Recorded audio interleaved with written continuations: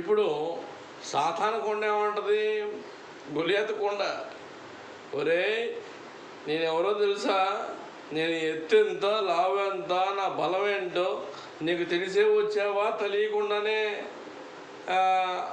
ఆడతా పడతా ఇటు వచ్చావా అంటే, ఈ కొండ ఏమంటుంది, దేవుడి కొండ.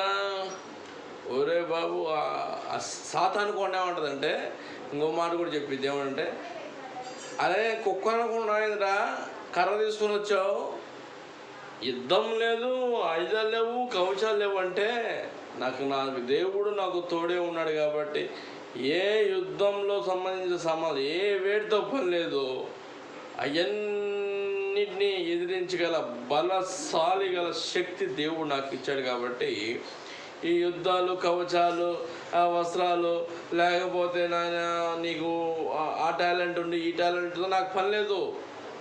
కానీ దేవుడు నాకు అన్నిటినీ ఎదిరించగల సామర్థ్య శక్తిని దేవుడు నాకు ఇచ్చాడు కాబట్టి ఏమి నాకు అవసరం లేదు. నాకు పరమేశి సౌలు గారు వీడు తల నరికి నీ చేతిలో పెడతా అన్నాడు. ఇది చాలా అసలుకి అద్భుతమైన సందేశం.